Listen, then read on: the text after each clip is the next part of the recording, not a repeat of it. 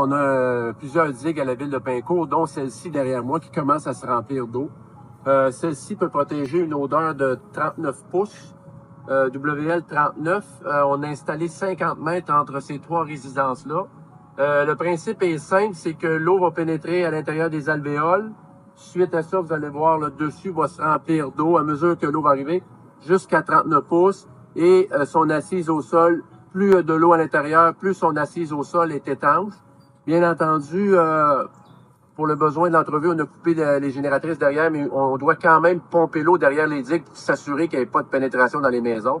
Donc, ce qu'on fait, c'est qu'on fait des trouées, on installe des caisses de lait derrière les digues pour capter l'eau, les légères fuites dans le sol et repomper ça dans la rivière des Outaouais. Ce qui est important, c'est de garder nos infrastructures, les égouts sanitaires, complètement vides. Si jamais l'eau pénètre à l'intérieur des égouts sanitaires, vous comprendrez que l'eau va rentrer par les toilettes des résidences et c'est ce qu'il faut éviter absolument.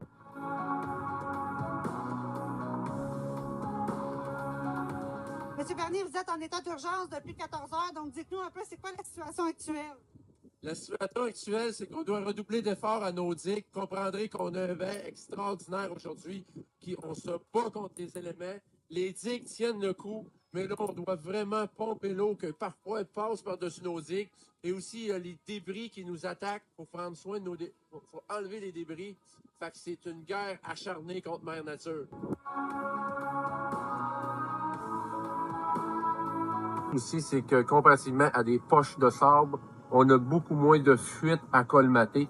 Donc, il y a une réduction de personnel pour garder les digues, capacité de pompage beaucoup moindre qu'avec les poches de sable.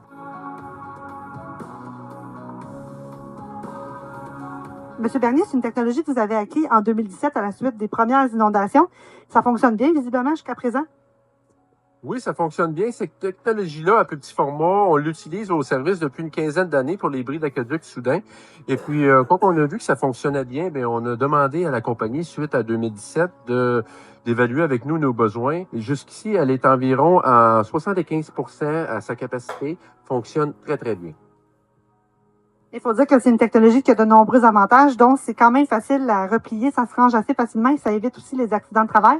Le démantèlement de cette digue va être beaucoup plus rapide. Les dommages, parce que quand on traverse des milliers de sacs de sable sur un terrain pendant des semaines, on abîme le terrain.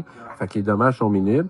On va tout simplement laver cette belle toile-là dans notre stationnement après les inondations, la sécher et la rouler dans nos entrepôts, prête pour une prochaine utilisation qu'on espère qu'il n'arrivera pas.